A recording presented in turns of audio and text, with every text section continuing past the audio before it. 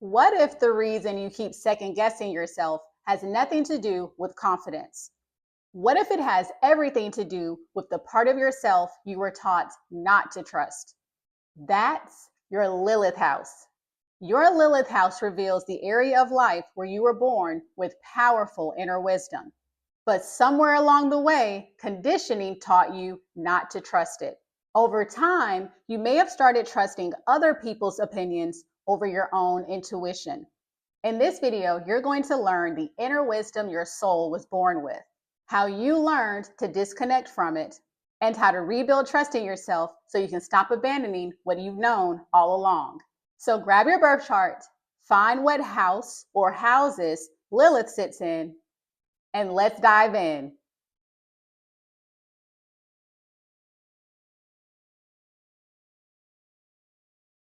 The first house governs the most intimate relationship you'll ever have, the relationship with yourself. It rules your identity, your instincts, your body, your individuality, your presence, your confidence, and the way you naturally move through the world before anyone tells you who you should become. If Lilith is in the first house, you were born with an extraordinary instinct for yourself. Not just your decisions, your self. So, as a child, you most likely had a very clear sense of what felt authentic and what didn't. So, you naturally knew, I like this, I don't like that, this feels wrong, that feels exciting, this is who I am. This is all before logic, approval, or even fear. Your body recognized truth before your mind could explain it.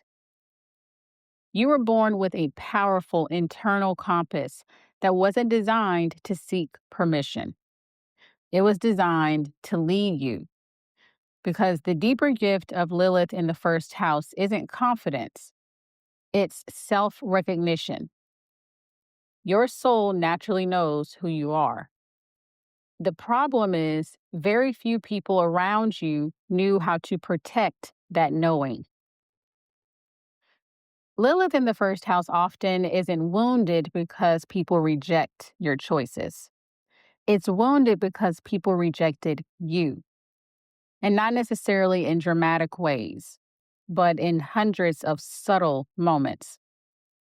Every time someone laughed at your excitement, corrected your personality, compared you to someone else, told you to calm down, smile more, talk less, be nicer, be quieter, be more confident, be less confident, be more feminine, be more masculine, be easier, be smaller, be different. With this energy, over time, you stop experiencing yourself from the inside out and started experiencing yourself from the outside in. So instead of asking, who am I? Your nervous system quietly learned to ask, how am I being perceived? And that question changes everything. Because once your attention shifts toward being observed, you slowly lose contact with the person having the experience. Many people with Lilith in the first house don't struggle because they don't know themselves. They struggle because they've spent years studying everyone else's reactions instead of studying themselves. You became incredibly skilled at reading the room. So, reading facial expressions, reading energy, reading expectations. But somewhere along your journey, you stopped reading yourself. Now, the tragedy of Lilith in the first house isn't that you don't have intuition, it's that you override it almost immediately. So, you often know exactly what you want for about 3 seconds. Then your mind begins negotiating. Am I being unreasonable? Will this disappoint someone? Am I overreacting? Maybe I'm making this bigger than it is. What if everyone else sees something I don't? So by the time you've finished mentally interviewing everyone else's opinion, your own has disappeared. This placement often creates people who are remarkably self aware, yet surprisingly disconnected from self trust.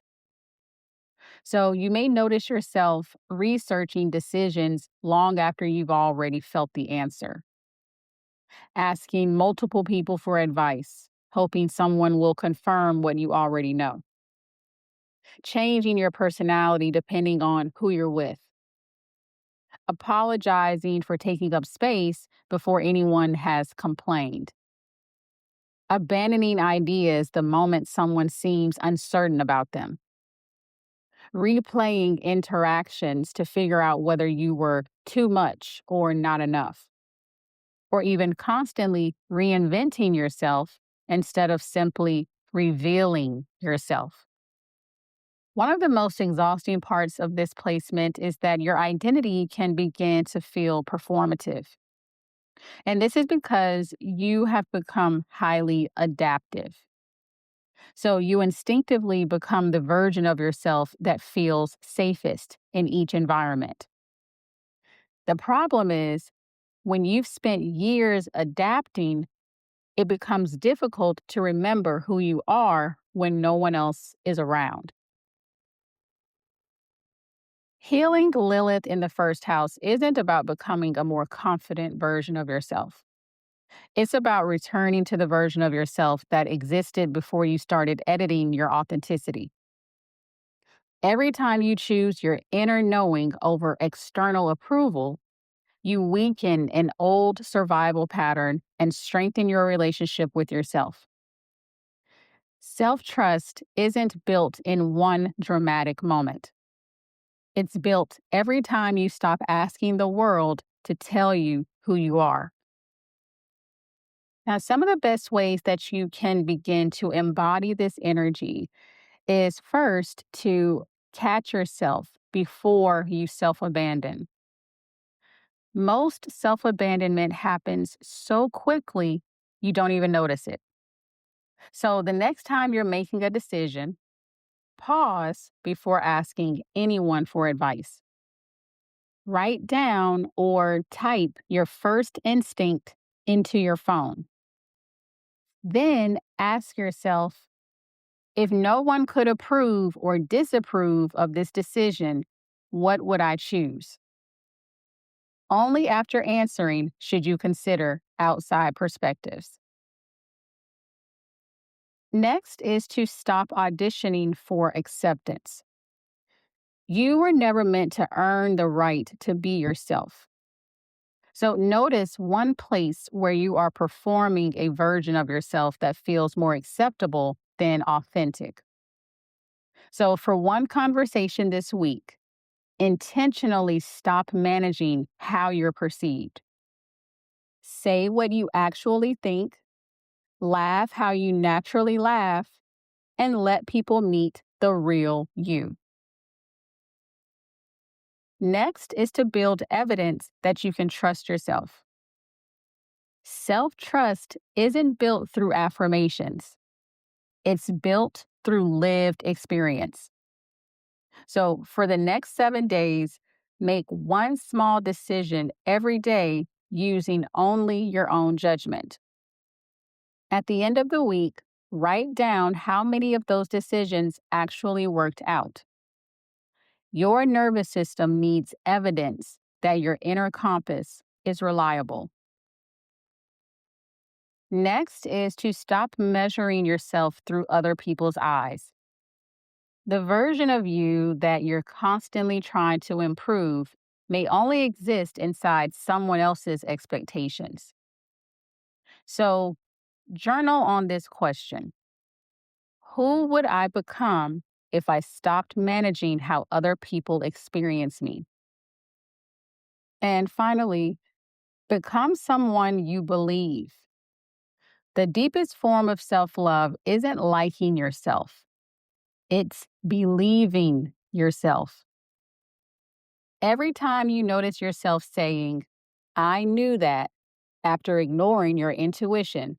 Write it down. At the end of the month, review the list. You're not collecting regrets. You're collecting proof that your intuition has been trustworthy all along. A great affirmation for you having Lilith in your first house is I trust the voice within me more than the opinions around me. The more fully I become myself, the more powerfully my life begins to align. Which part of this are you still avoiding in your real life? Let's talk about it in the comments below.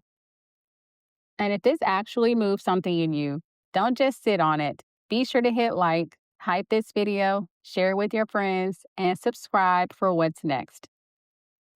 And if you know you're meant to be seen, but something in you still freezes every time it's time to fully show up, my new The Visibility Reset was made for you. It's part emotional reset audio guidance and part visibility activations designed to help you release the fear of being seen, stop hiding behind overthinking and procrastination, and finally feel safe stepping into your light. All of my offers are linked in the description box below, so be sure to check them out and get started. I appreciate you, and thanks so much for watching.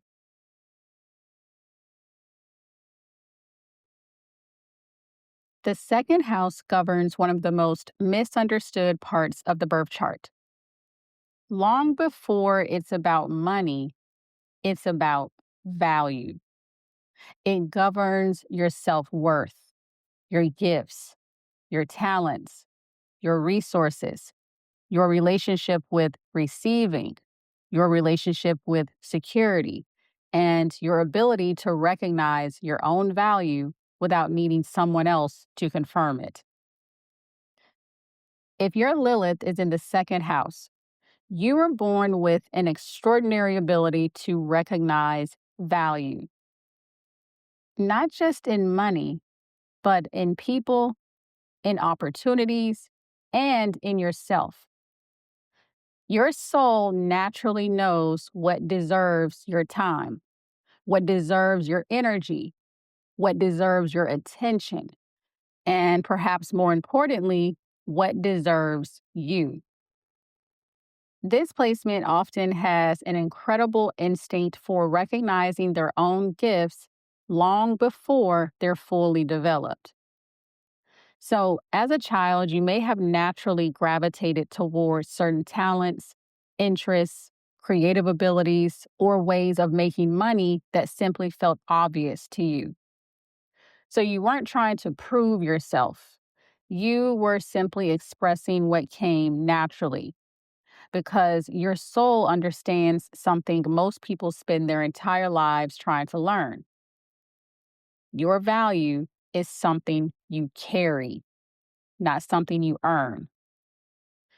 Lilith in the second house is born with an internal knowing that says, I already have something valuable to offer.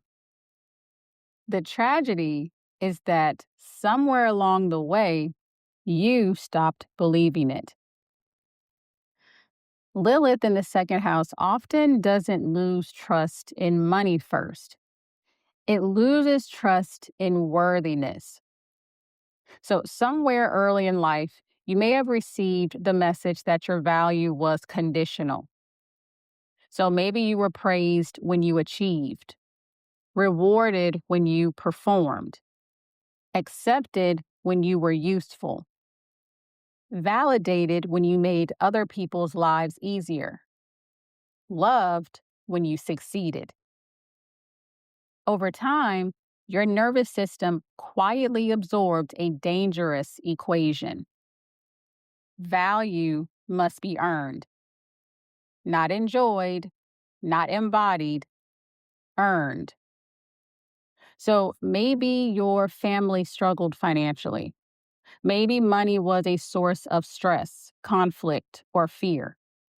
Maybe there was never enough, or maybe there was plenty, but love, attention, or approval still felt scarce. Eventually, worth and survival became tangled together. So instead of asking, "What do I value?" you learn to ask, "What do I have to do to become valuable?" That question changes the way you experience your entire life. Because once your worth becomes performance based, rest feels guilty, receiving feels uncomfortable, charging what you're worth feels selfish, and asking for more feels dangerous. You begin living as though your existence is something that constantly needs to be justified. The deepest wound of Lilith in the second house isn't believing you have no value. It's believing your value is always up for negotiation. You may instinctively minimize your gifts before anyone else can. You discount yourself before someone rejects your price. You settle before someone tells you you're asking for too much. So you may notice yourself undercharging for your work while over delivering, feeling guilty when people spend money on you, struggling to receive compliments without immediately deflecting them, constantly comparing your success to someone else's, believing you need one more certification, degree, or accomplishment before you are ready, staying in underpaid jobs because security feels safer than possibility, saying yes when your energy is already depleted because being needed feels more valuable than being respected, or attaching your self worth to your income, productivity, or achievements. One of the most painful patterns with this placement is that you often become an expert at recognizing everyone else's value while questioning your own. You encourage other people to charge more, to believe in themselves, to take up space, to trust their gifts. Yet, when it's your turn, your mind quietly whispers, "But that's different." It isn't. You've simply spent years believing your worth requires more evidence than everyone else's. Healing Lilith in the second house isn't about becoming more confident. It's about remembering that your worth existed before anyone measured it. Every time you stop proving your value and start honoring it, you loosen the grip of an old survival pattern. Your soul didn't come here to earn its place. It came here knowing it already had one. Now, some of the best ways for you to tap into your Lilith in the second house energy is first to stop negotiating your worth. Your value doesn't fluctuate based on someone else's opinion. So the next time you catch yourself lowering your standards, your price, or your expectations to make someone more comfortable, pause and ask, am I honoring my worth or negotiating it? Then choose the answer that reflects your value, not your fear. Next is to practice receiving without explaining. Receiving is a skill, not a reward. So the next time someone compliments you, buys you something, offers support, or celebrates you, simply say, "Thank you." Resist the urge to downplay it, explain it away, or immediately give something back. Next is to keep a value journal. Your nervous system needs evidence that your gifts already exist. So every evening, write down 3 ways you created value that day. Not what you accomplished, not how much money you made, simply how your presence, kindness, talents, creativity, or knowledge positively impacted the world around you. Next is to spend like you believe you're worth investing in. The way you invest in yourself often reveals what you believe you're worth. So choose one meaningful investment in yourself this month, whether it's education, health, rest, quality tools, or an experience you've been putting off because you keep telling yourself it's not necessary. Ask yourself, if I truly believed I was valuable, would I still hesitate? And finally, separate your worth from your performance. You are not your paycheck. You are not your productivity. You are not your accomplishments. So finish this sentence without mentioning work, money, or success. I know I am valuable because. Keep writing until your answer has nothing to do with what you do and everything to do with who you are. A great affirmation for you having Lilith in your second house is I no longer earn my worth. I embody it. The value I seek has been within me all along. What part of this felt a little too accurate for comfort? Be sure to drop it in the comments below. And this isn't just content, this is activation. So be sure to like this video, share it, hype it, and subscribe so you keep building on this momentum. And if you know you're meant to be seen, but something in you still freezes every time it's time to fully show up, my new The Visibility Reset was made for you. It's part emotional reset audio guidance and part visibility activations designed to help you release the fear of being seen, stop hiding behind overthinking and procrastination, and finally feel safe stepping into your light. All of my offers are linked in the description box below, so be sure to check them out and get started. I appreciate you, and thanks so much for watching.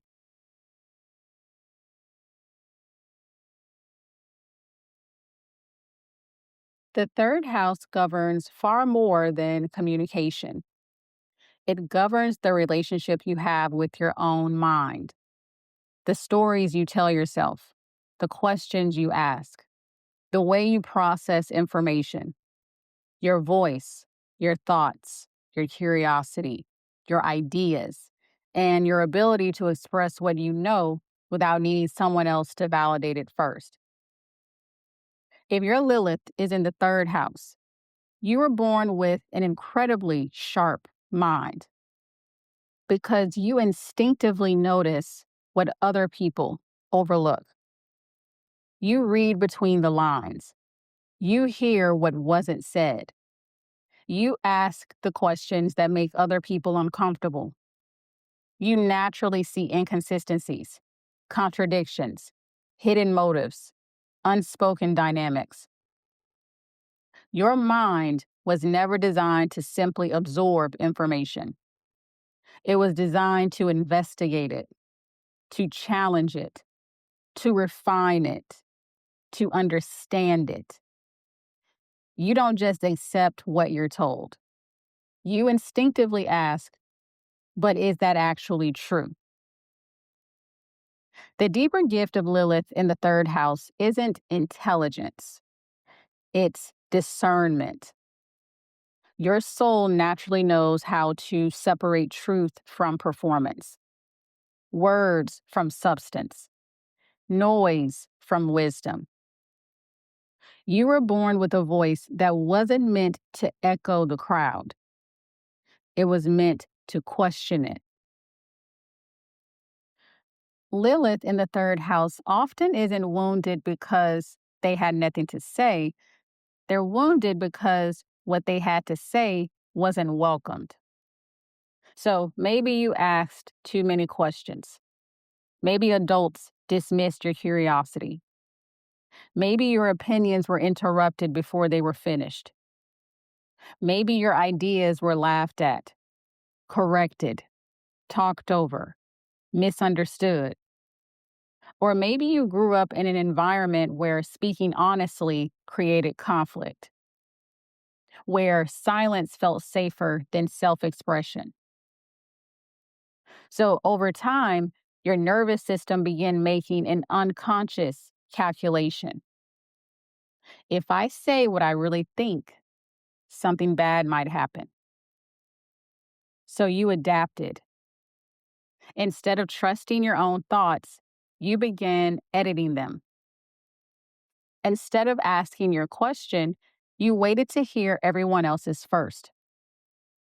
Instead of sharing your perspective, you searched for the version people would agree with. Eventually, the loudest voice in your life stopped being your own. It became your inner editor, the one constantly asking, does this make sense? Will they think I'm wrong? What if I sound stupid? Maybe I should keep this to myself. The tragedy wasn't that you lost your voice. The tragedy was that you stopped believing it deserved to be heard. The deepest wound of Lilith in the third house isn't struggling to communicate. It's constantly questioning whether your thoughts are valid before you even express them. So your mind may move incredibly fast, but your confidence in sharing it doesn't always move with it. So you may notice yourself rewriting the same text message 5 different times before sending it, over explaining simple ideas because you're afraid of being misunderstood, apologizing before sharing your opinion, assuming other people know more than you do, even when they don't, staying quiet in conversations only to think of the perfect response hours later, researching endlessly before speaking because you feel like you need absolute certainty, abandoning brilliant ideas because someone else questioned them, or constantly asking, does that make sense after you've spoken? One of the biggest patterns with this placement is self censorship. And this is because you've become so accustomed to filtering yourself that you rarely speak your first thought. Instead, you polish it, shrink it, soften it, make it easier to receive. By the time it reaches the outside world, it often no longer carries the full power of what you originally wanted to say. The painful irony is this: many people with Lilith in the third house are the ones others secretly admire for their perspective. Yet internally, they're still waiting for permission to trust their own mind. Healing Lilith in the third house isn't about becoming a better communicator. It's about remembering that your voice was never meant to sound like everyone else's. Your perspective isn't valuable because everyone agrees with it. It's valuable because it's yours. Every time you stop editing your truth to make it easier for others to accept, you strengthen your relationship with your own inner wisdom. Now, some of the best ways for you to begin embodying your Lilith in the third house placement is to first stop editing your first thought. Your first instinct often carries more truth than your polished version. So, the next time you are journaling, brainstorming, or talking with someone you trust, let yourself speak continuously for 5 minutes without correcting, deleting, or rewording anything. Notice how much wisdom appears when your inner editor takes a break. Next is to ask the question you're afraid to ask. Curiosity is one of your greatest gifts. Don't let fear silence it. So this week, ask one question you've been holding back because you're afraid it might sound unintelligent. You'll often discover that the question everyone needed asked was the one no one had the courage to voice. Next is to trust your perspective before you research. Knowledge is powerful, but so is your own insight. So before you Google, watch another video, or ask someone else what they think, write down your own answer first. Then compare it afterward. Start collecting evidence that your mind is far more trustworthy than you've been taught to believe. Next is to say less, but mean more. Over explaining often comes from fearing your words won't be enough. They are. So the next time you're tempted to explain yourself for a prolonged period of time, pause after your first clear sentence. Let your words stand on their own instead of rushing to defend them. And finally, let your voice take up space. Your voice wasn't meant to fit into someone else's expectations. It was meant to reveal your truth. So, share one idea, opinion, story, or insight this week without measuring its value by how many people agree with it. Measure it by one question instead. Was I honest? If the answer is yes, your voice has already done its job. A great affirmation for you having Lilith in your third house is: I trust my voice, my mind, and my truth. What I have to say matters because it comes from me. If I just exposed a pattern you've been in, say it out loud in the comments and let me know. And if this gave you clarity, be sure to support this video with a like, share it with someone who's figuring things out, hype this video, and subscribe to stay in the flow. And if you're tired of feeling like there's something bigger inside of you that never fully comes out, my new The Visibility Reset was created for exactly that wound. It's part audio guidance and part visibility activations designed to help you move through the fear, self-doubt, avoidance, and emotional blocks that keep you hiding. All of my offers are linked in the description box below, so be sure to check them out and get started. I appreciate you, and thanks so much for watching.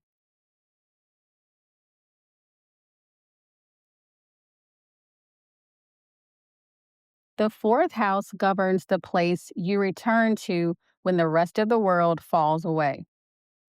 It rules your emotional foundation, your sense of home, your family, your childhood, your private self, your inner world, and the emotional roots that shape every decision you make. Most people think the fourth house is simply about where you came from, but it's also about where you feel safest being fully yourself. If your Lilith is in the fourth house, you were born with an extraordinary ability to trust your emotional world. Your feelings weren't random, they were information. You naturally sensed the emotional atmosphere around you. You could often feel what people weren't saying. You noticed tension before anyone acknowledged it. You recognized when something felt emotionally unsafe, even if everyone else insisted everything was fine. As a child, your emotions weren't simply reactions, they were guidance. Your soul naturally understood. Something feels off here. This doesn't feel safe. This isn't the whole truth. Something underneath the surface needs attention. The deeper gift of Lilith in the fourth house isn't sensitivity, it's emotional discernment. You were born with the ability to recognize emotional truth long before other people were willing to admit it. Your inner world was never meant to be something you escaped. It was meant to become one of your greatest sources of wisdom. Lilith in the fourth house often isn't wounded because they are emotional. They're wounded because their emotional reality wasn't reflected back to them. Maybe you felt hurt and someone told you that you were overreacting. Maybe you cried and were told you were too sensitive. Maybe your home looked stable from the outside while feeling unpredictable on the inside. Or perhaps you learned very early that certain emotions weren't welcome. Anger created problems. Sadness made people uncomfortable.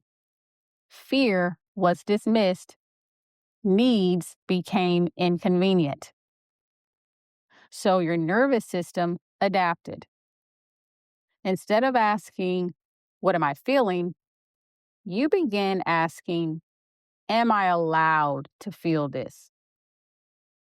That one question slowly disconnected you from your emotional authority. Because every time your feelings were questioned, you began questioning them too. Eventually, you stopped trusting your emotional experience unless someone else confirmed it first.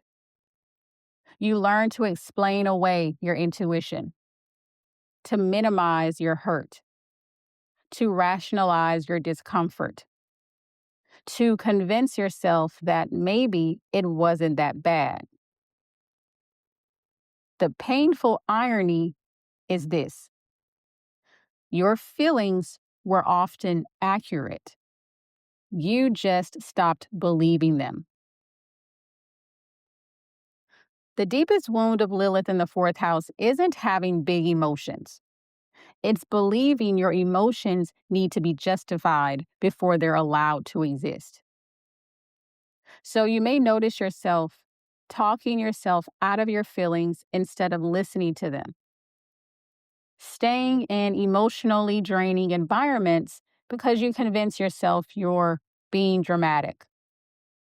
Craving emotional safety while feeling uncomfortable asking for it.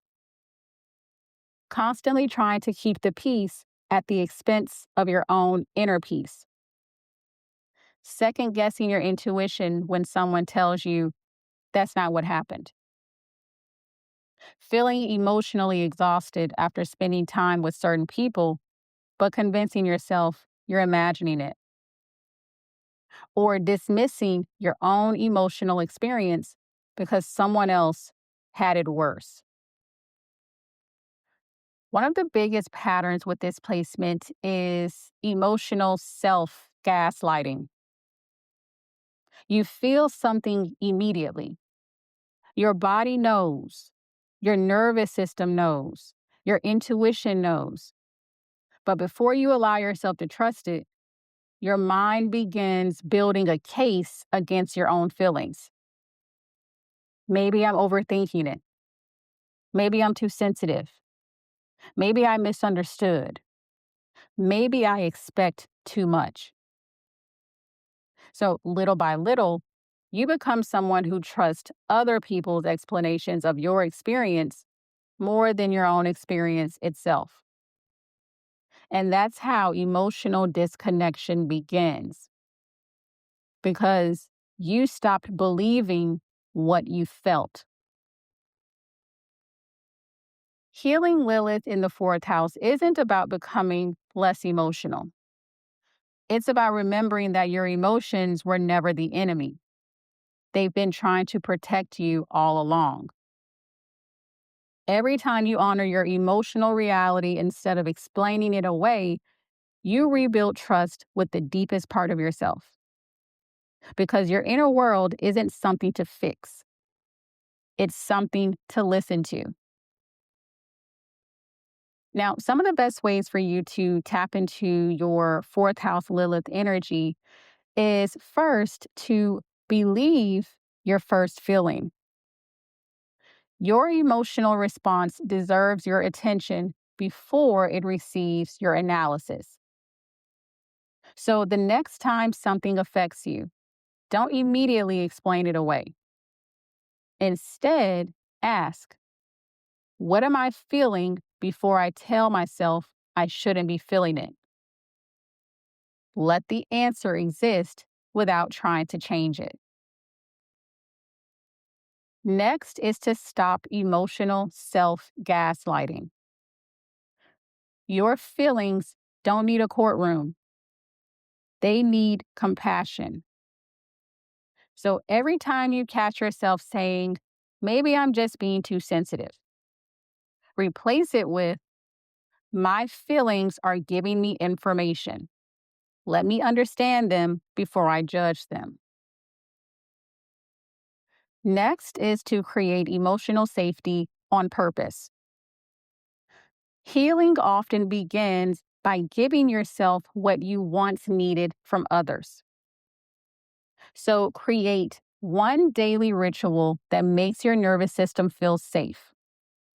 So this could be a cup of tea, journaling, listening to music, meditation, taking a walk, or simply sitting without distractions.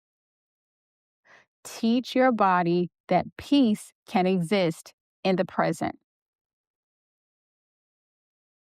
Next is to stop explaining away red flags. Your intuition usually whispers before your mind catches up. So the next time someone's behavior makes you feel uneasy, write down exactly what you noticed before asking anyone else for their opinion. Trust your observation first. Seek confirmation second. And finally, redefine what home feels like.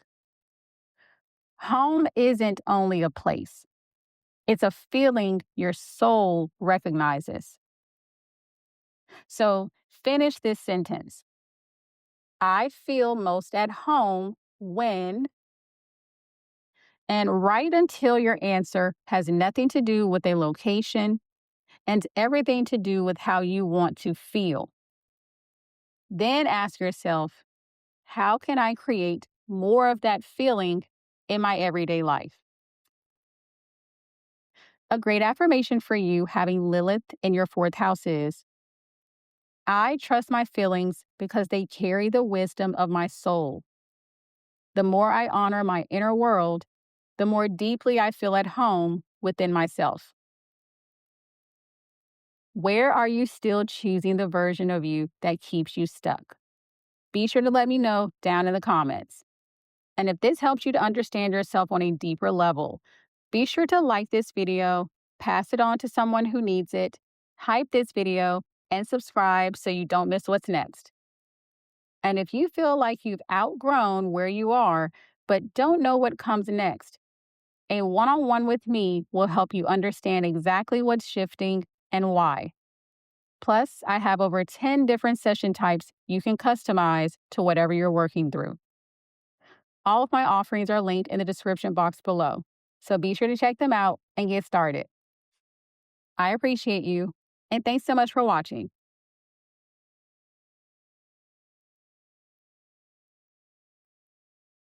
The fifth house governs one of the purest parts of the human experience. It rules self-expression, creativity, play, passion, pleasure, authenticity, and the unique spark that makes you unlike anyone else. Long before the world taught you who you should become, the fifth house is the part of you that simply wanted to exist. to create because it felt good, to laugh because something was funny, to dance because your body wanted to move, to imagine, to perform, to explore, to take up space without questioning whether you deserve to. If your Lilith is in the fifth house, you were born with a remarkable instinct for authentic self expression. You naturally knew what lit you up, what inspired you, what made you feel alive. Your creativity wasn't something you had to learn, it was your first language.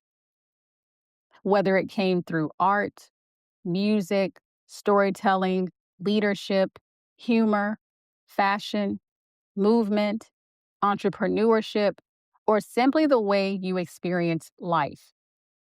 Your soul wanted to be seen, not for approval, but for expression. The deeper gift of Lilith in the fifth house isn't creativity, it's permission. You were born knowing that your life wasn't meant to be performed for acceptance. It was meant to be lived from joy. Your soul naturally understands something many people spend decades trying to remember. Joy isn't a reward, it's a compass. The things that make you come alive aren't distractions from your purpose, they are your purpose. Lilith in the fifth house often isn't wounded because they lack creativity. They're wounded because somewhere along the way, their joy became inconvenient. Maybe you were told to stop being so dramatic, to grow up, to be realistic, to stop showing off, to stop making everything about yourself. Maybe your excitement was met with embarrassment. Your creativity was criticized. Your imagination was dismissed. Your confidence made someone else uncomfortable. Or maybe love only seemed available when you were being responsible, not when you were simply being yourself. Slowly, you began receiving a message that had nothing to do with your actual gifts. The message was, the real you is too much, too expressive, too playful, too loud, too bold, too different, too visible. And because belonging is one of our earliest survival needs, you unconsciously made a trade. You traded authenticity for approval. You stopped asking, what brings me joy, and started asking, what version of me will be accepted? The tragedy of this wasn't that your light disappeared. The tragedy was that you learned to put it on a dimmer switch. The deepest wound of Lilith in the fifth house isn't that you don't know what you love. It's that you've learned to distrust the things that make you feel most alive. So you may notice yourself talking yourself out of creative ideas before you've even tried them. Feeling embarrassed when you receive attention or praise. Minimizing your talents because you don't want to appear arrogant. Abandoning hobbies that genuinely excite you because they don't seem productive. Waiting until you're perfect before sharing your work. Believing your passions need to become profitable before they're allowed to matter. Censoring your personality around new people. Feeling guilty for resting, playing, or enjoying yourself. Or constantly asking whether your dreams are realistic instead of whether they're true to you. One of the biggest patterns with this placement is unconsciously abandoning your joy in order to feel safe. You may spend hours doing what needs to be done while endlessly postponing what makes you feel alive. And this is because Somewhere deep inside, your nervous system learned that visibility carries risk, that expressing yourself invites judgment, that if people truly saw you, they might reject you. The painful irony is this: the version of yourself you've been protecting everyone from is the exact version the world has been waiting to meet. Healing Lilith in the fifth house isn't about becoming more creative. It's about trusting that the parts of you that naturally shine were never the problem. Your happiness is not something you have to justify. Your creativity is not something you have to earn. Your authenticity is not something you need permission to express. Every time you choose what makes you come alive instead of what simply makes you look acceptable, you reconnect with the most authentic part of your soul. Now, some of the best ways for you to embody your fifth house Lilith placement is to follow what gives you energy. Your joy is one of your greatest forms of guidance. So, for 1 week, keep a note in your phone titled Things That Make Me Feel Alive. Every time something energizes, excites, or inspires you, write it down. At the end of the week, look for the pattern. Your soul has been leaving clues all along. Next is to create before you critique. Perfection has silenced more creativity than failure ever has. So set a timer for 30 minutes and create something with one rule. You're not allowed to edit, judge, or improve it until the timer ends. Let expression come before evaluation. Next is to stop waiting to be chosen. Your gifts don't become real the day someone else notices them. They're real because they're yours. So choose one creative project, idea, or dream you've been waiting for permission to pursue. Take one visible action toward it this week without waiting for validation first. Next is to let yourself be seen. Visibility isn't the reward for becoming perfect. It's part of becoming whole. So share something this week that reflects the real you. So this could be a piece of art, a story, a business idea, a photo, a performance, or simply an honest opinion. Notice the discomfort. Then notice that you survived it. And finally, protect your joy like it's sacred. Your joy deserves the same commitment you've always given your responsibilities. So schedule 1 hour this week devoted entirely to something that brings you genuine happiness. No productivity, no outcome, no audience. Just you reconnecting with the part of yourself that remembers how to play. A great affirmation for you having Lilith in your fifth house is, I trust the parts of me that come alive through my joy. My authenticity is my gift, and the more fully I express it, the more fully I become myself. Where did your perspective shift while listening to this? Let's chat about it in the comments. And if this is your kind of space, show this video some love with a like, share it with someone in your friend circle, hype this video, and subscribe so we stay locked in.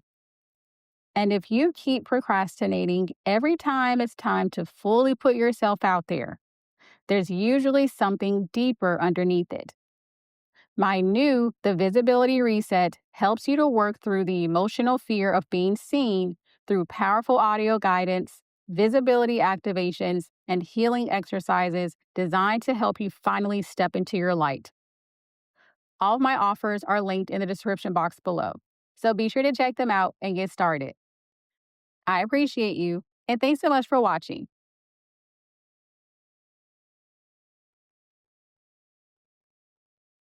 The sixth house governs one of the quietest forms of intuition, not the kind that arrives through dreams or synchronicities or spiritual downloads, the kind that lives inside your body. It rules your health, your daily habits, your nervous system, your routines, your work, your energy, your service, and the relationship between your physical body and your inner wisdom. If your Lilith is in the sixth house, you were born with an incredible instinct for what supports your well being. Your body naturally knows this isn't good for me. I need to rest. Something feels off. This environment is draining me. This person exhausts me. This way of living isn't sustainable. Long before your mind can explain it, your body already knows. Your nervous system notices what your conscious mind hasn't caught up to yet. This placement often has an extraordinary ability to recognize imbalance because you are deeply attuned. You instinctively notice what's inefficient, what's unhealthy, what's unsustainable, what's out of alignment, and what quietly erodes your peace over time.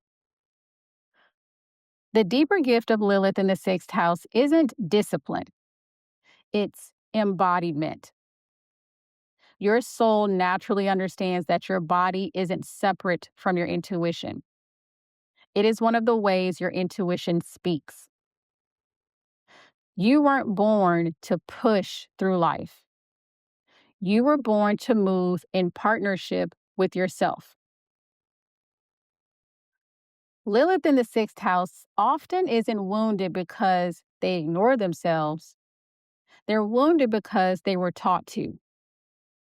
Maybe you were praised for being responsible, reliable, helpful, hardworking, the one who could always handle more.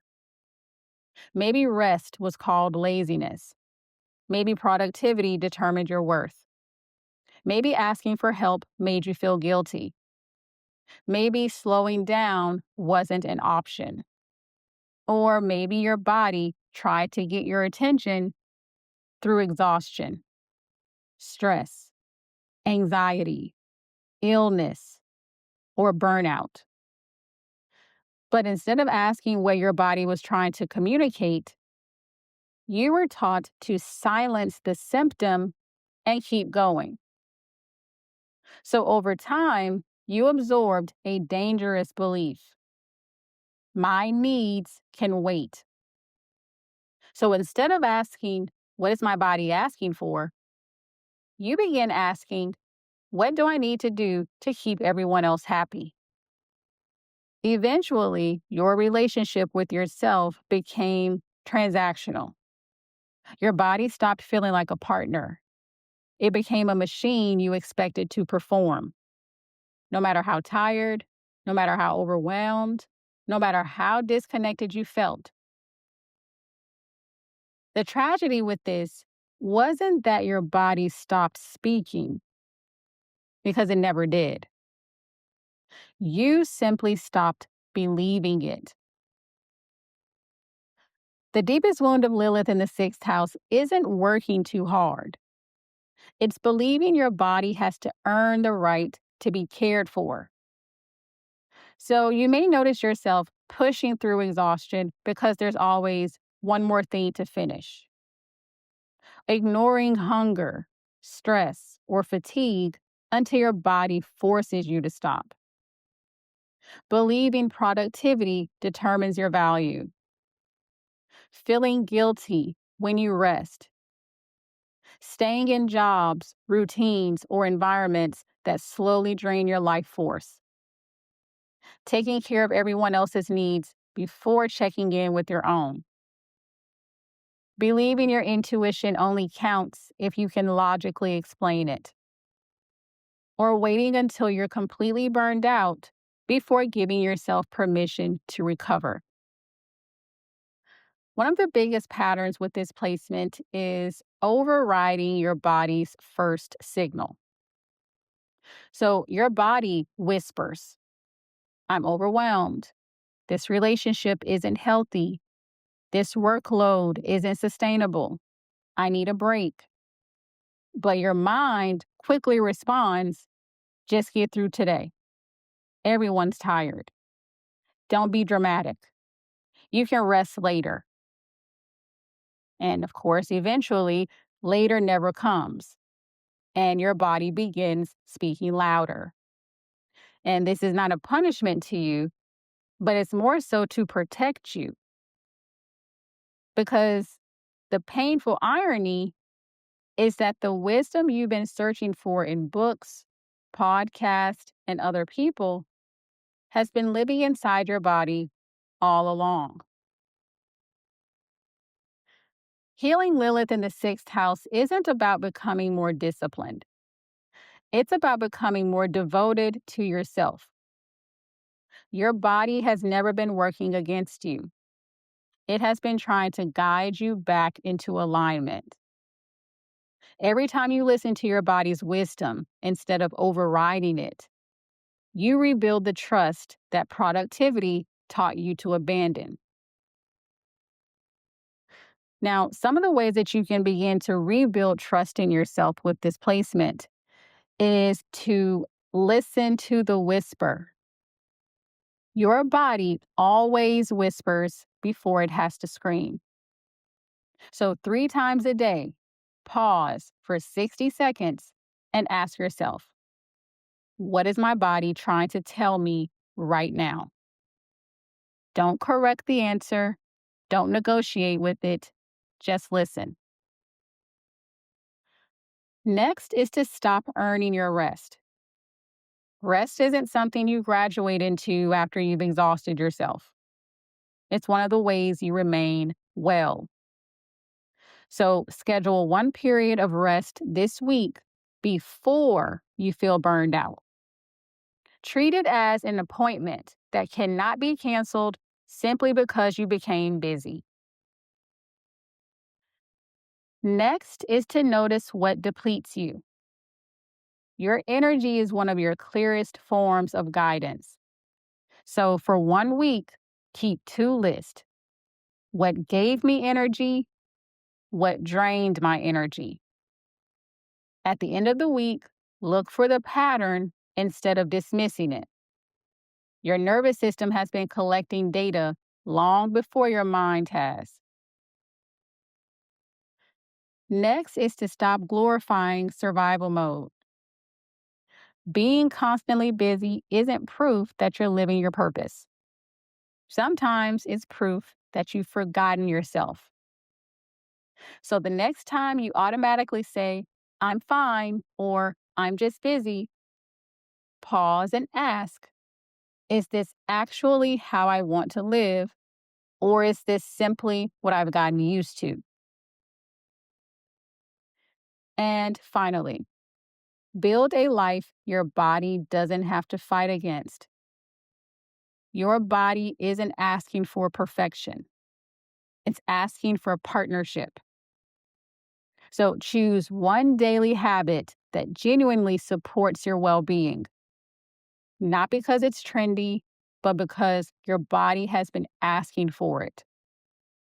So maybe it's drinking more water, going to bed earlier, taking a walk, eating without multitasking, saying no, or keeping one promise to yourself every day. Then commit to it for the next 30 days. And you're not doing this because you're trying to become a better person. You're doing this because you're becoming someone your body can trust. A great affirmation for you having Lilith in your sixth house is, I trust the wisdom of my body The more I honor my needs, the more deeply I align with the life my soul has been guiding me toward. What did this help you understand about yourself for the first time? Be sure to drop it in the comments below. And if you're on this journey with me, be sure to like this video, send it to your friends, hype this video, and subscribe so we stay tapped in together. And if you felt seen, let's go deeper in a one-on-one session where we will shift your entire life concept. Plus, I offer over 10 different session styles to match exactly what you're moving through. All of my offerings are linked in the description box below, so be sure to check them out and book your session. I appreciate you, and thanks so much for watching.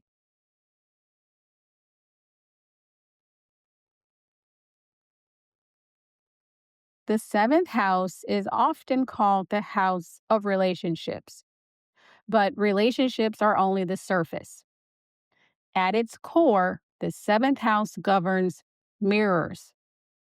It rules partnership, commitment, trust, reciprocity, boundaries, conflict, marriage, and the people who reveal the parts of ourselves we cannot always see on our own. If your Lilith is in the seventh house, you were born with an extraordinary instinct for people. You naturally sense who is emotionally available, who is wearing a mask, who genuinely respects you, who only values you for what you provide, who feels safe, and who doesn't. Long before someone reveals their character, your nervous system has usually already noticed. This placement often has an uncanny ability to read subtle dynamics, the energy beneath the words, the imbalance beneath the chemistry, the intention beneath the charm. Your soul wasn't designed to simply find relationships. It was designed to recognize alignment. The deeper gift of Lilith in the seventh house isn't attracting love. It's discerning love.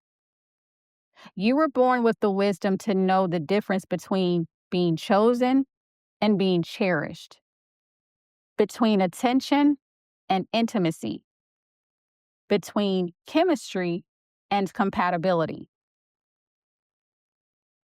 Lilith in the seventh house often isn't wounded because they choose the wrong people.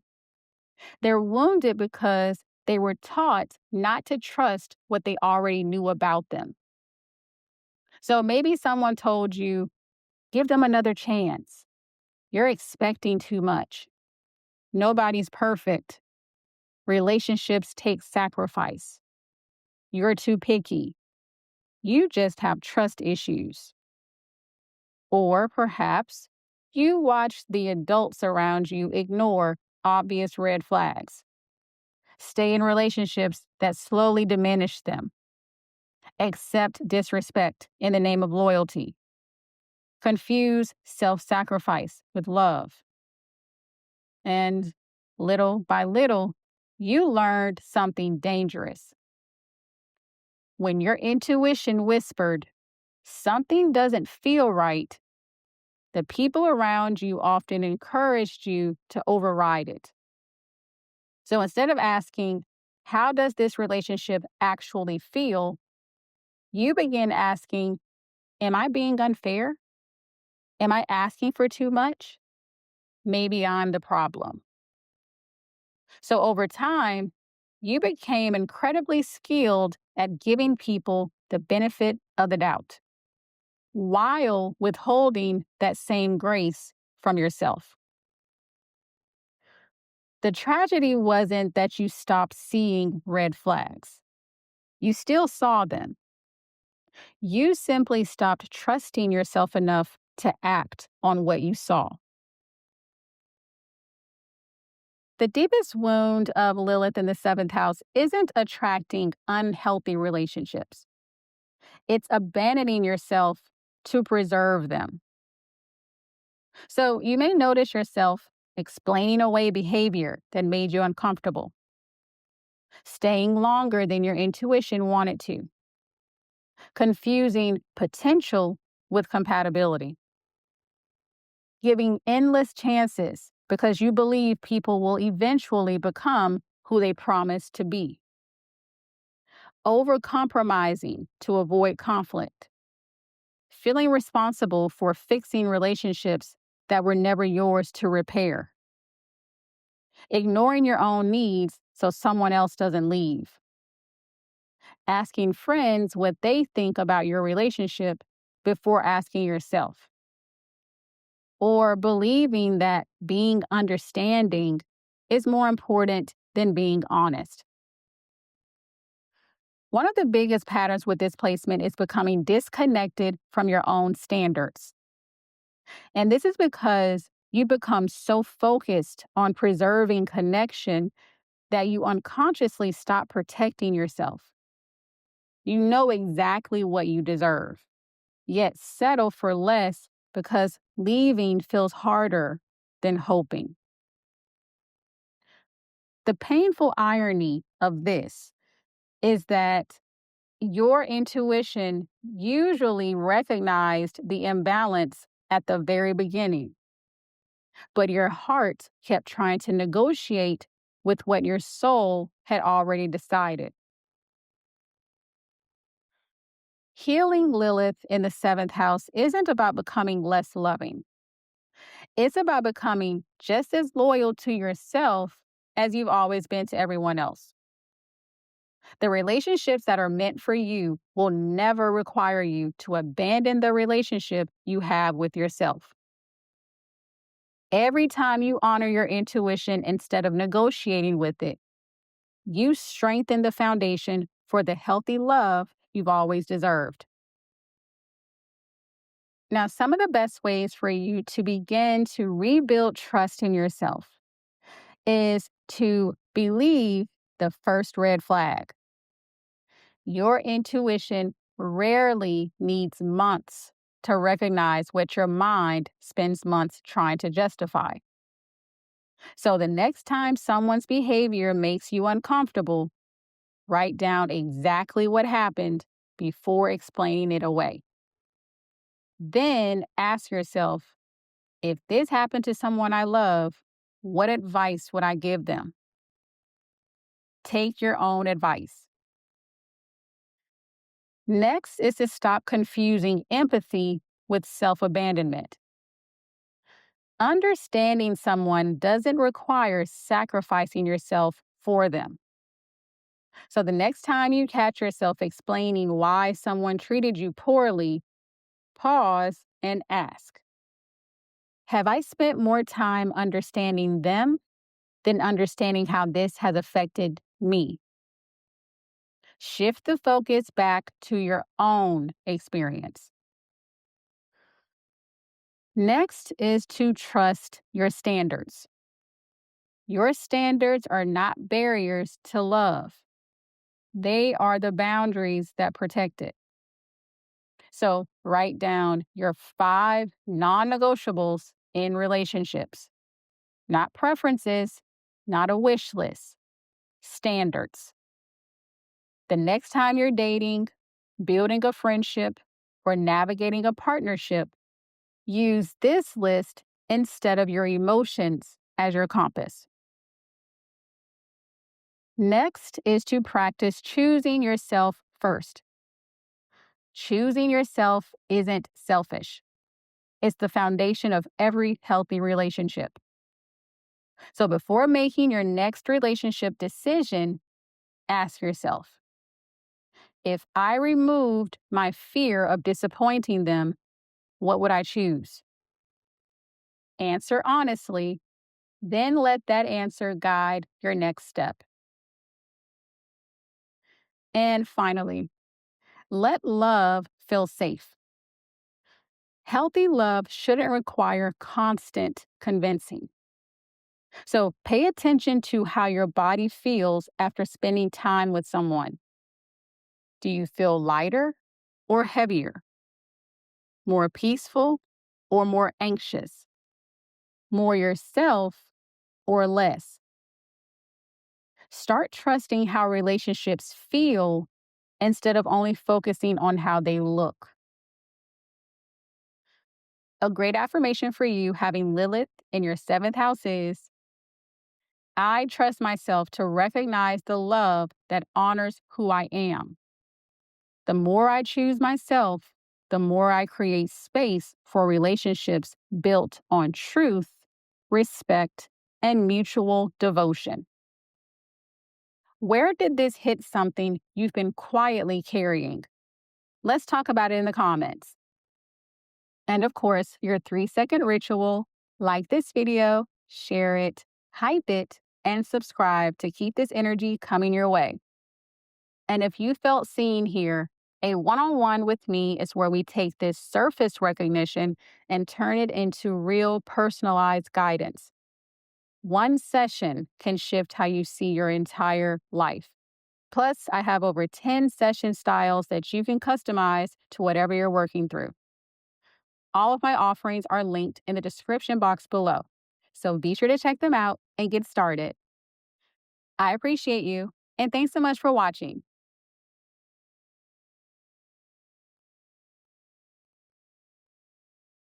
The eighth house governs one of the most misunderstood parts of the birth chart. It's associated with transformation, death, intimacy, or other people's money. But underneath all of those themes is one question: what happens when I surrender control? The eighth house rules vulnerability, emotional intimacy, trust, power, deep healing, loss, rebirth, the unconscious, and the parts of life that require you to let someone truly see you. If your Lilith is in the eighth house, you were born with an extraordinary instinct for emotional truth. You don't just read people's words, you read what they're protecting. You naturally sense hidden motives, unspoken emotions, unresolved pain, energetic dynamics, emotional manipulation, power imbalances, and the places where people aren't being fully honest with themselves. You can often feel what someone is carrying before they're ready to admit it. Your soul was never designed to stay on the surface. It wants to understand what lives underneath. Because the deeper gift of Lilith in the eighth house isn't intensity, it's discernment.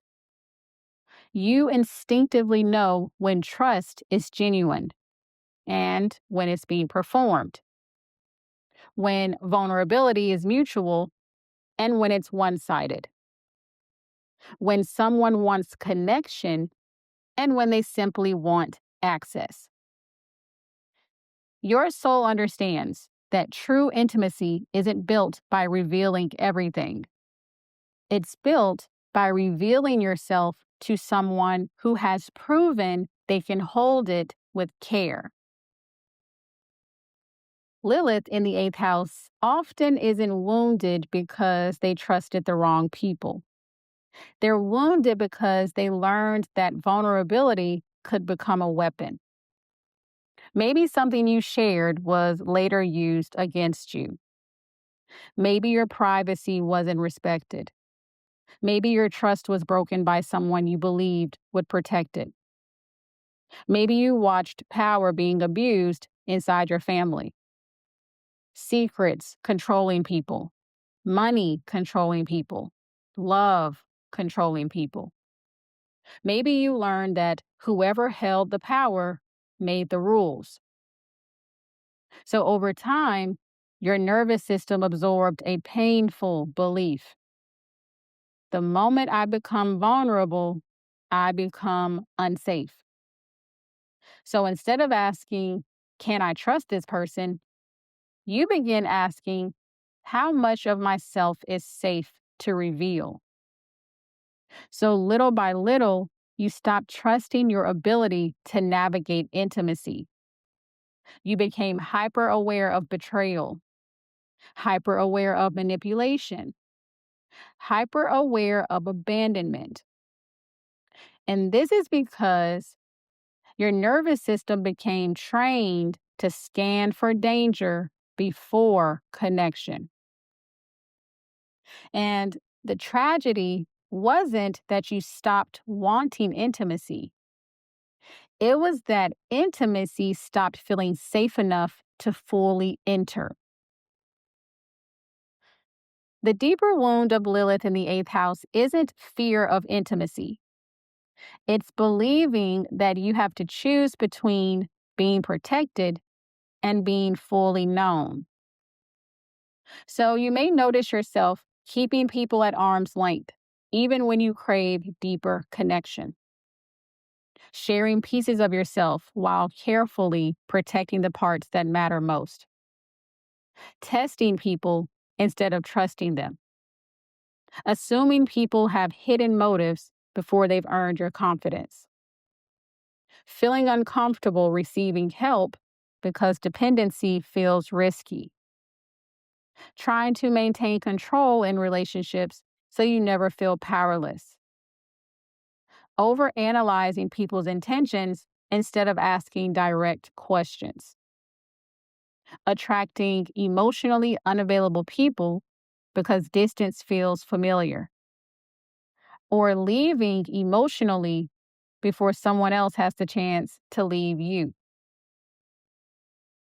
Now, one of the biggest patterns with this placement is confusing emotional control with emotional safety, such as if you can predict everything, you can't be surprised. If you stay guarded, you can't be betrayed. If you never fully depend on anyone, you can't be disappointed. But over time, protection quietly becomes isolation. And the irony of this is the walls that once kept you safe can eventually become the very thing keeping genuine intimacy out. Healing Lilith in the eighth house isn't about trusting everyone. It's about trusting yourself to recognize who has actually earned access to you. Your intuition has never been asking you to fear intimacy. It's been asking you to practice discernment instead of self protection. Every time you choose conscious vulnerability over unconscious guarding, you strengthen your relationship with your own inner wisdom. Now, some of the best ways for you to begin to rebuild trust in yourself is to first trust patterns more than promises. People reveal themselves through consistency, not potential. So the next time you're unsure about someone, stop focusing on what they've said and write down their repeated behaviors instead. Then ask yourself, if they never changed, would I still feel safe building a relationship with them? Next is to release the need to control every outcome. Control often feels like safety until it becomes a prison. So choose one situation where you've been trying to manage every detail. Practice letting one part unfold naturally without trying to predict or manipulate the outcome. Notice that uncertainty isn't always danger. Next is to let your intuition lead before your fear does. Fear remembers the past. Intuition recognizes the present. So the next time you feel suspicious or guarded, pause before reacting. Ask yourself, is this my intuition responding to what's happening now? Or is my fear responding to what happened before? Learning the difference is one of your greatest gifts. And finally, let trust be built, not forced. Healthy intimacy doesn't happen all at once. It happens one safe moment at a time. So stop asking, can I trust them? Instead, ask, have they consistently earned more of my trust? Allow trust to become something that grows through experience instead of pressure. A great affirmation for you having Lilith in your eighth house is, I trust myself to recognize what is safe for my soul. My discernment protects me, and my openness allows the right people to truly know me. What did this confirm that you already knew deep down? Be sure to drop it in the comments below and let's talk about it. And if you're on this journey with me, be sure to like this video, send it to someone who needs it, hype this video, and subscribe so we stay tapped in together. And there's only so much I can say here. So a one-on-one with me is where we make it specific to you. Plus, I offer over 10 different session styles to match exactly what you need. All of my offerings are linked in the description box below. So be sure to check them out and book your session. I appreciate you, and thanks so much for watching.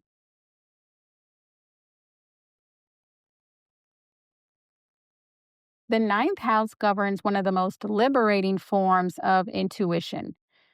It rules your beliefs, your worldview, your faith, higher education, your spirituality, your philosophy of life, your search for meaning, travel, and your ability to discover truth through your own lived experience. If your Lilith is in the ninth house, you were born with an extraordinary instinct for truth. Not facts, truth. And there is a difference. Facts can be memorized. Truth has to be experienced. You weren't born to simply inherit beliefs.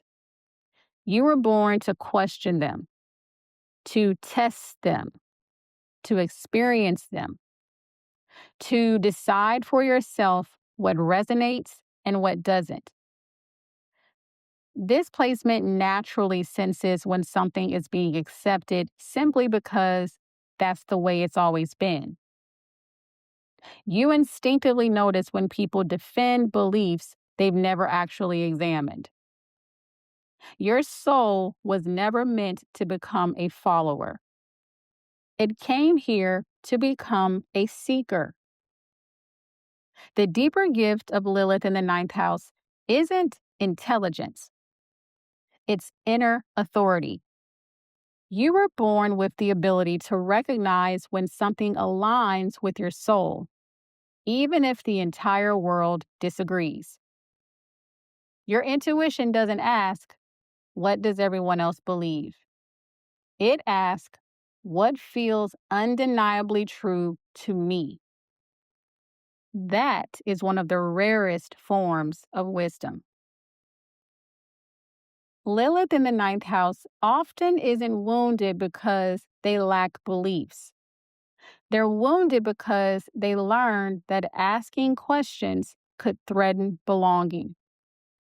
So maybe you grew up in a family where certain beliefs were never meant to be challenged. Maybe religion, politics, culture, education, or family traditions came with one unspoken rule: don't question it. Maybe you were praised for agreeing and criticized for thinking differently. Maybe your curiosity was interpreted as disrespect. Your independence became rebellion. Your questions became defiance. Your search for understanding became something other people felt they needed to control. So your nervous system quietly learned something powerful. If my truth is different from theirs, I might lose connection. Instead of asking, what do I actually believe? You learn to ask, what am I allowed to believe? So little by little, your relationship with truth became external. You looked to teachers, experts, authority figures, spiritual leaders, books, courses, certifications, waiting for someone else to give you permission to believe what your soul already sensed. The tragedy with this wasn't that you lost your curiosity.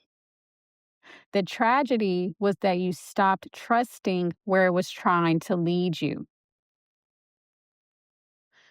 The deepest wound of Lilith in the ninth house isn't confusion. It's believing someone else is more qualified to define your truth than you are. So you may notice yourself endlessly consuming information, but struggling to apply your own wisdom. Reading one more book before making a decision. Doubting your spiritual experiences because they don't fit someone else's framework. Constantly looking for the right teacher instead of trusting what already resonates. Feeling guilty when your beliefs evolve beyond your families or communities. Staying quiet about your perspective because you're afraid people will misunderstand it. Abandoning your own experiences when an authority figure disagrees. Or feeling like you need another certification before you're allowed to teach what you've already lived. One of the biggest patterns with this placement is outsourcing your inner authority. So you may actually know what feels true until someone with more credentials disagrees. Then suddenly your certainty disappears. And this is because somewhere along the way, you learned that authority lives outside of you. And the painful irony of this is that many people with Lilith in the ninth house spend years searching the world for answers, only to eventually discover they were searching for permission to trust themselves. Healing Lilith in the ninth house isn't about rejecting teachers. It's about remembering that every true teacher eventually points you back to yourself. Your soul wasn't meant to blindly follow someone else's map. It came here to discover its own. Every time you honor your lived experience alongside what you've learned, you strengthen the relationship with your own inner authority. Because wisdom isn't measured by how much you've studied, it's measured by how deeply you've integrated what you know.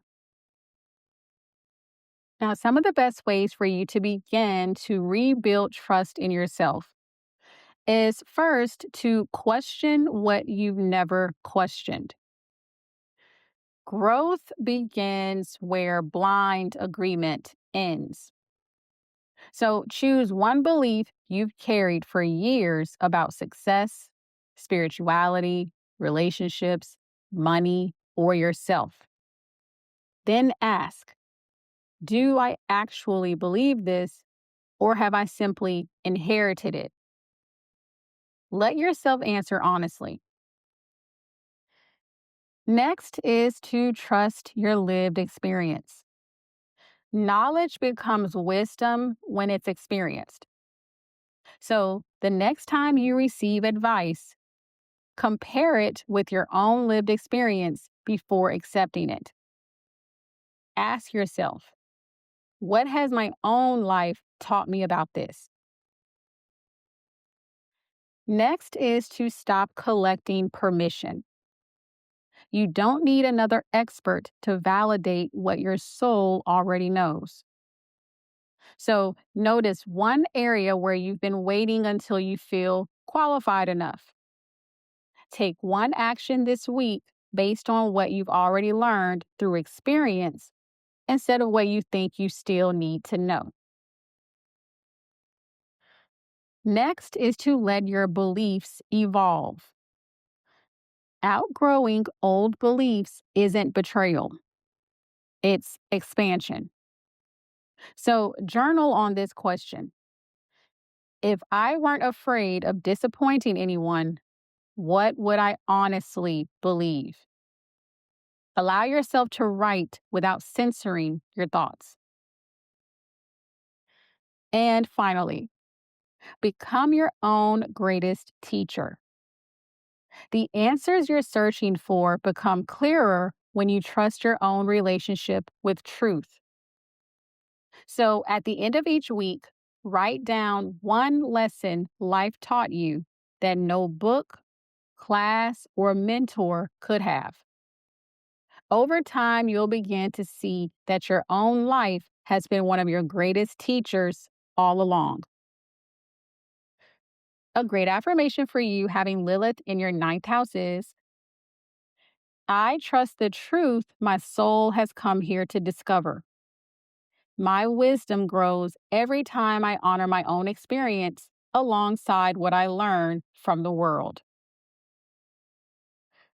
Which part of this felt a little too accurate for comfort? Be sure to drop it in the comments and let me know. And if this actually moves something in you, don't just sit on it. Be sure to hit like, hype this video, share it with your friends, and subscribe for what's next. And if you know you're meant to be seen, but something in you still freezes every time it's time to fully show up, my new The Visibility Reset was made for you. It's part emotional reset audio guidance and part visibility activations designed to help you release the fear of being seen, stop hiding behind overthinking and procrastination, and finally feel safe stepping into your light. All of my offers are linked in the description box below, so be sure to check them out and get started. I appreciate you, and thanks so much for watching.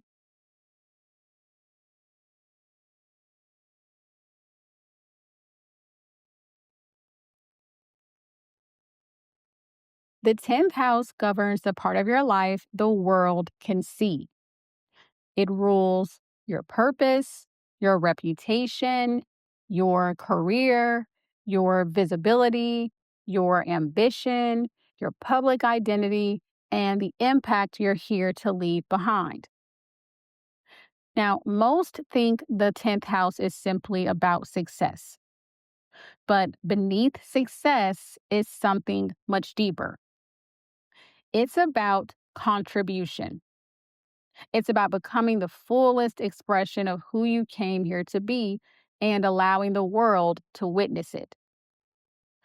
If your Lilith is in the 10th house, you were born with an extraordinary instinct for your own potential. Even if you couldn't explain it, there has often been a quiet part of you that sensed you're here to do something meaningful. You naturally recognize where systems can improve. You often see possibilities that other people overlook. You don't just think about building a career, you think about building a legacy. Your soul has an instinct for leadership. And this is not necessarily because you want power. This is more because you can often see a better way forward. The deeper gift of Lilith in the 10th house isn't ambition, it's vision. You were born with an inner knowing that your life is meant to matter. And this is because your soul naturally wants to create something that outlives you. Lilith in the 10th house often isn't wounded because they lack ambition. They're wounded because being visible didn't always feel safe. So maybe you were criticized whenever you succeeded. Maybe people became jealous when you stood out. Maybe your accomplishments were minimized. Or maybe the expectations placed upon you felt so overwhelming that success stopped feeling exciting and started feeling dangerous. Maybe you grew up believing that the more visible you became, the more you would be judged. The more responsibility you'd carry, the more criticism you receive.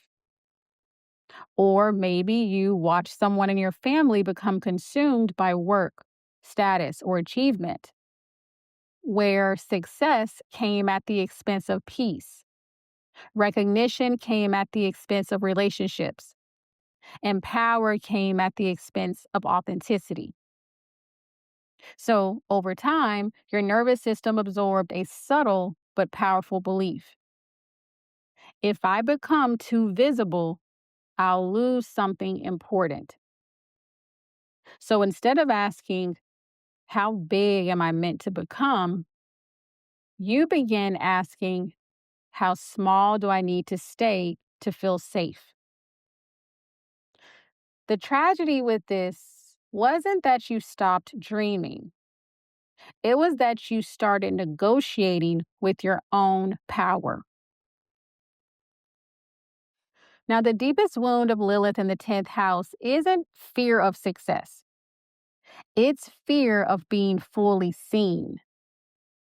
So you may notice yourself procrastinating on opportunities you prayed for, downplaying your accomplishments when people compliment you, staying overprepared because you don't feel ready enough, hiding behind perfectionism instead of allowing yourself to be visible, avoiding leadership roles even when you know you're capable, feeling uncomfortable when attention is focused on you, shrinking your dreams to make them feel less intimidating, or convincing yourself someone else is more qualified to do what you've been called to do. One of the biggest patterns with this placement is unconsciously creating invisibility. And this is because success often feels synonymous with exposure. Your soul says it's time. Your nervous system says not yet. So you spend years preparing instead of allowing yourself to be witnessed. And the painful irony of this is that the impact you're longing to make can never happen from the shadows. The very visibility you've been avoiding is the doorway to the purpose you've been searching for. Now, healing Lilith in the 10th house isn't about becoming more ambitious. It's about trusting that your purpose doesn't require you to become someone else. It simply asks you to stop hiding who you've been all along. Every time you allow yourself to be seen without waiting for perfection, you weaken the old belief that visibility is dangerous because your purpose doesn't grow in private forever. Eventually, it asks to be witnessed. Now, some of the best ways for you to begin to rebuild trust in yourself is first to stop waiting to feel ready. Readiness isn't a feeling, it's a decision. So choose one opportunity you've been postponing because you don't feel qualified enough. Apply, post it, pitch it, launch it. Take one visible action before your confidence catches up. Next is to let yourself be known. You can't make the impact you're here to make if no one knows you exist.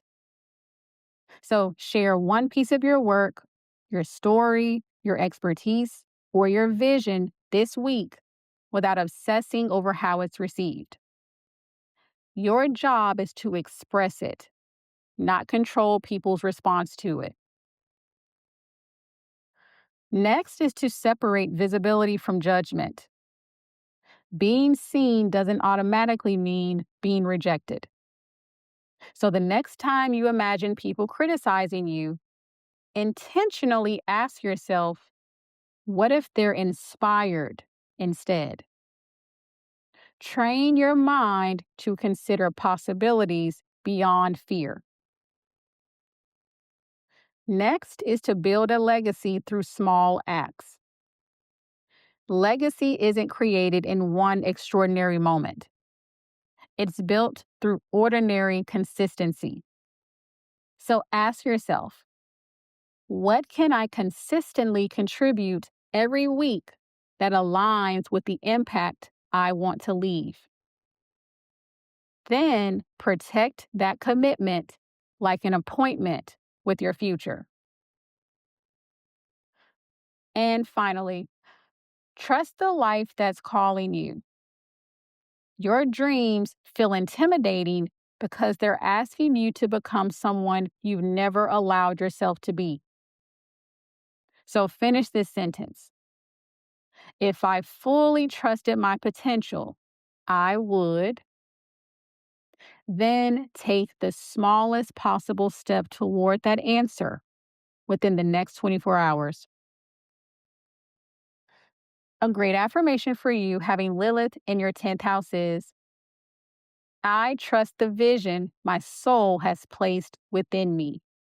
The more fully I allow myself to be seen, the more fully I fulfill the purpose I came here to live. Where did your perspective shift while listening to this? Let's chat about it in the comments.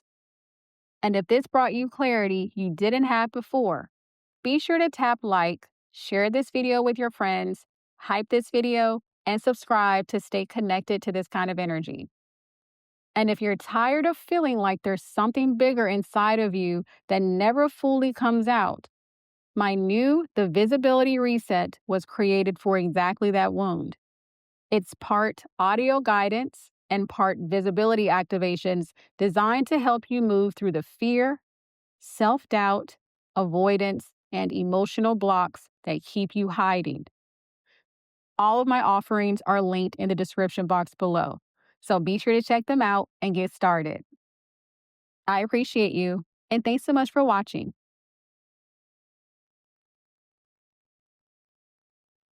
The 11th house governs far more than friendships.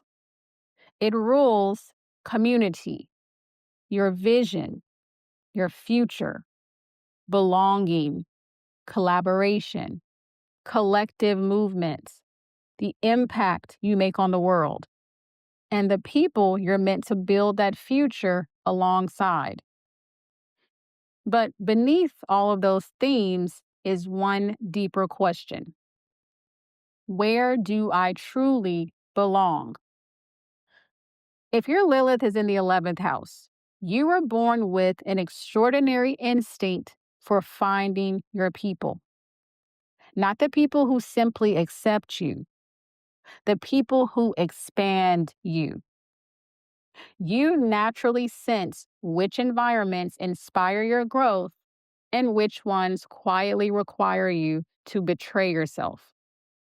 You instinctively recognize when a group values conformity more than authenticity, when connection is genuine, and when belonging comes with conditions. Your soul wasn't designed to fit in. It was designed to find resonance. You were born with an inner knowing that says, the right people won't require me to become someone else. The deeper gift of Lilith in the 11th house isn't popularity. It's discernment around belonging. Your intuition naturally knows the difference between being included and being understood, being surrounded by people and being deeply connected. Because your soul understands something many people spend a lifetime trying to learn. Belonging isn't something other people give you. It's something you stop abandoning within yourself. Lilith in the 11th house often isn't wounded because they struggle to make friends. They're wounded because they learned that belonging sometimes came at the cost of authenticity. So maybe you felt like the outsider growing up. Maybe you changed parts of yourself just to be accepted. Maybe you were excluded, misunderstood, bullied, judged for thinking differently. Or maybe every time you expressed your real opinions, you felt the room shift.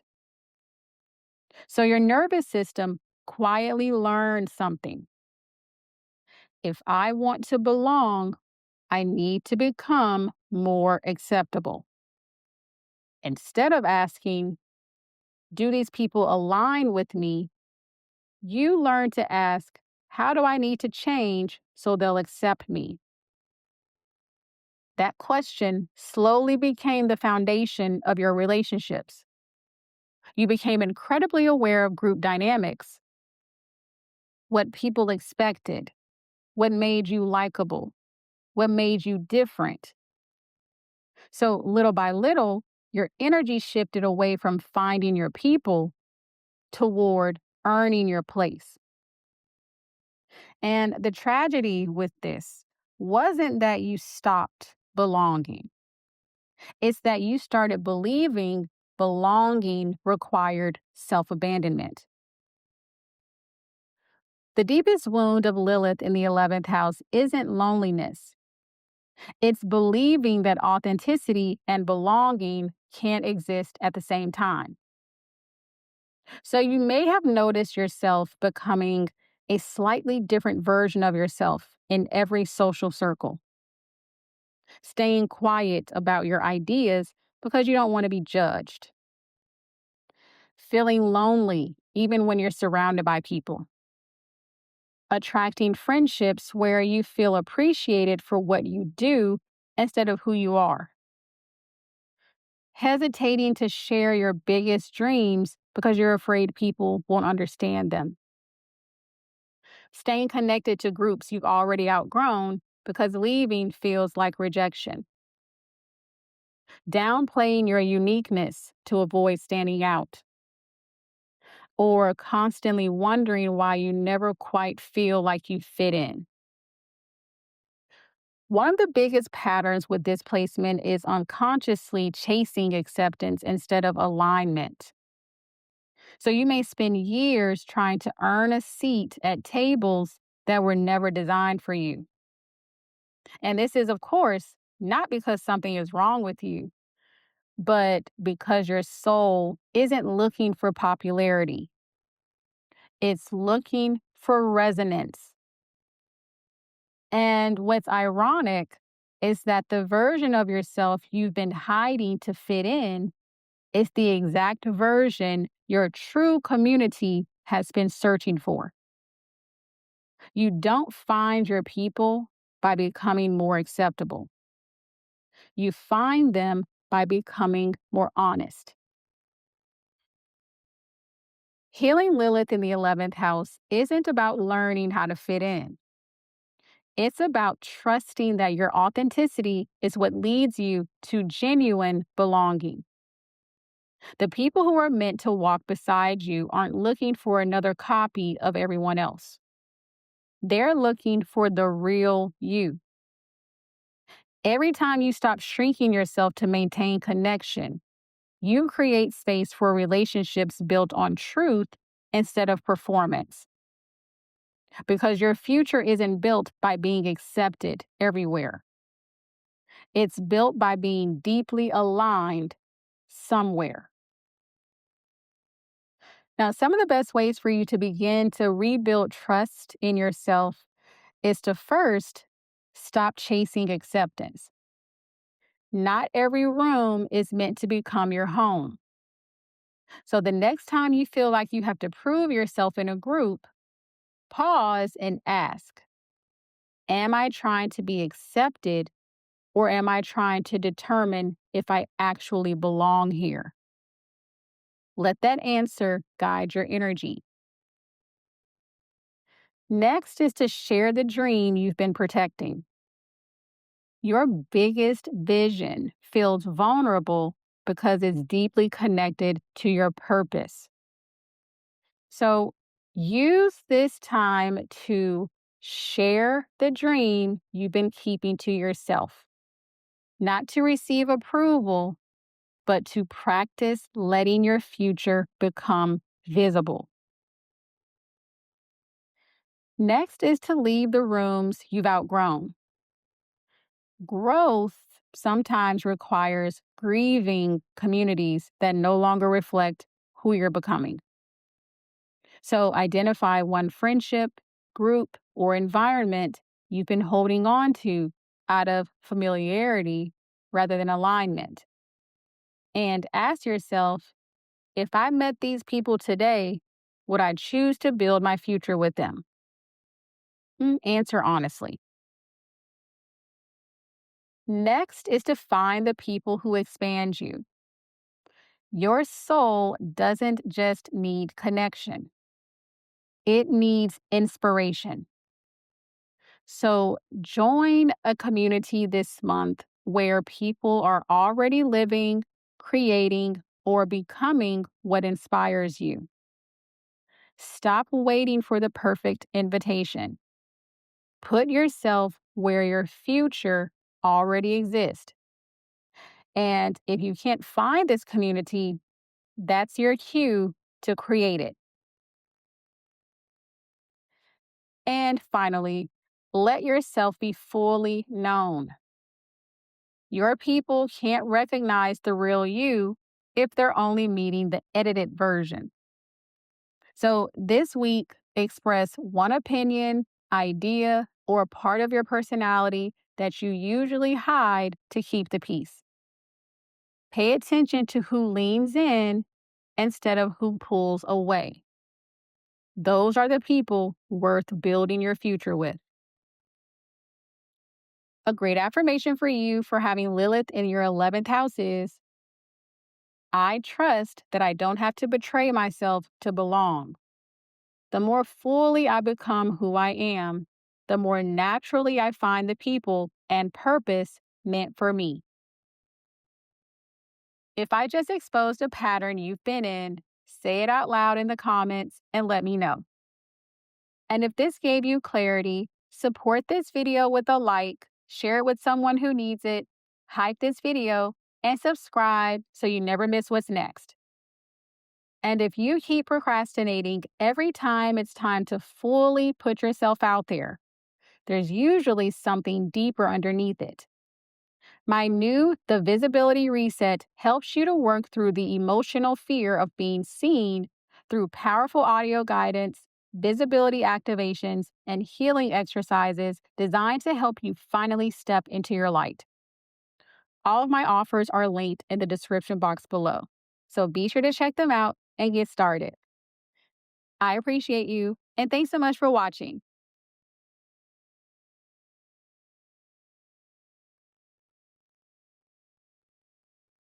The 12th house is one of the most misunderstood houses in astrology. It's often associated with isolation, secrets, karma, or the subconscious. But beneath all of those themes is something much more profound. The 12th house governs your relationship with the unseen. So, this is your intuition, your subconscious mind, your dreams, your spiritual connection, your solitude, your relationship with surrender, and the quiet voice within you that always seems to know before you do. If your Lilith is in the 12th house, you were born with an extraordinary connection to your inner knowing. Your intuition doesn't always arrive through words. It often comes as a feeling, a dream, a symbol, a knowing you can't explain, a sudden urge to go somewhere, to avoid someone, to trust something that doesn't yet make logical sense. Your soul naturally understands that not everything true can be proven. Some things can only be felt. This placement often senses what lives beneath the surface of reality. You notice subtle shifts in energy. You absorb emotional undercurrents. You recognize patterns long before they become obvious. Your inner world is incredibly rich. And this is because you're constantly receiving information most people overlook. The deeper gift of Lilith in the 12th house isn't psychic ability, it's trust. You were born with an incredible capacity to trust what cannot yet be seen, to move before the evidence arrives, to follow the whisper before it becomes a shout.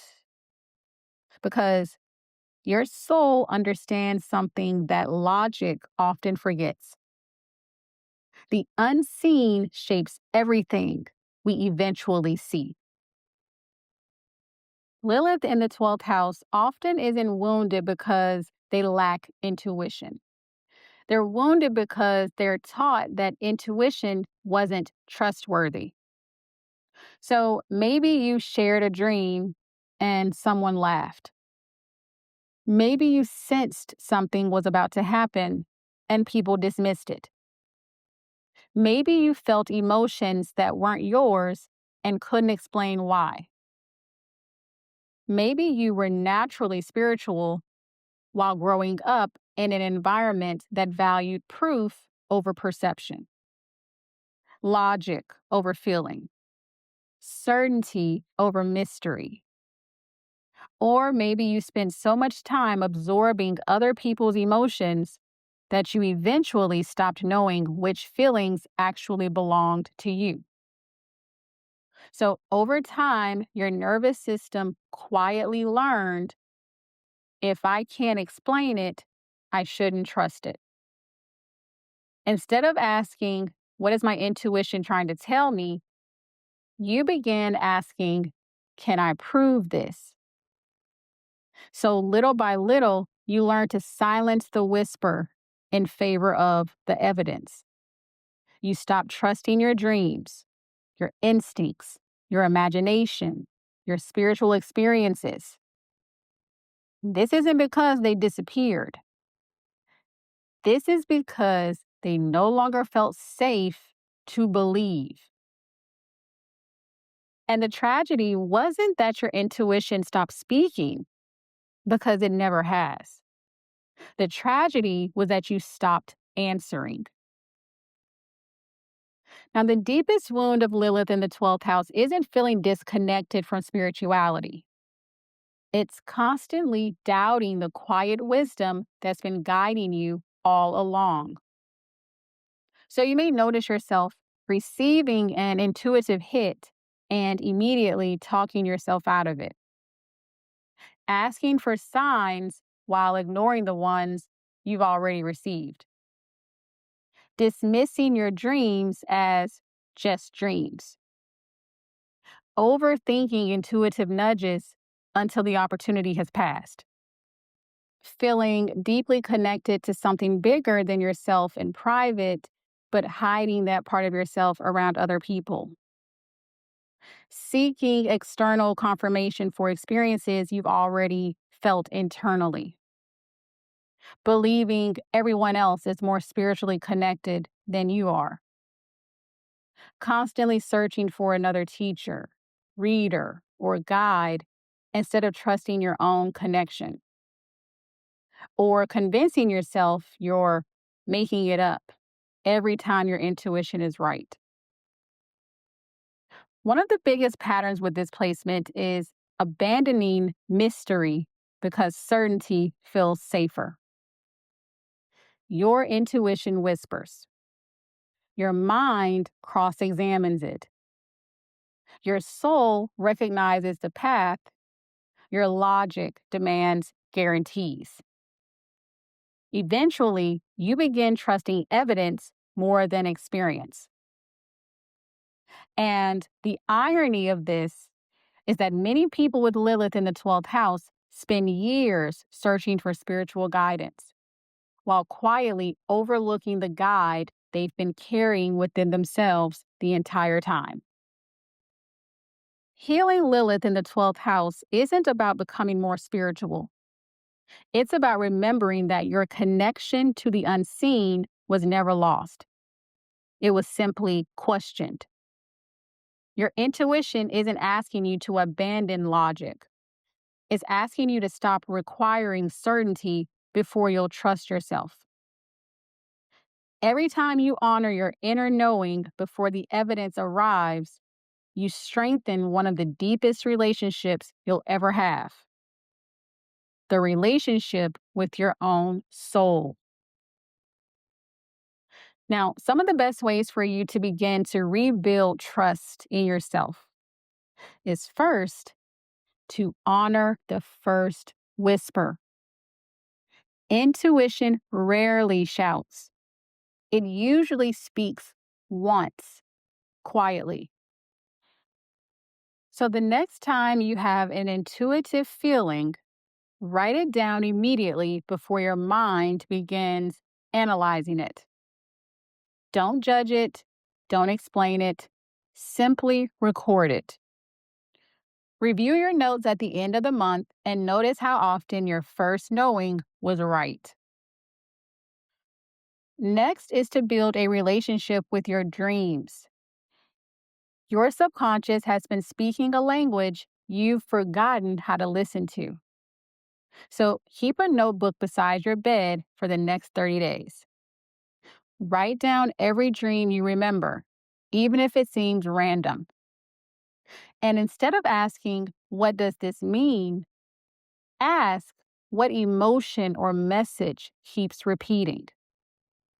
Patterns reveal more than individual dreams. Next is to stop waiting for perfect proof.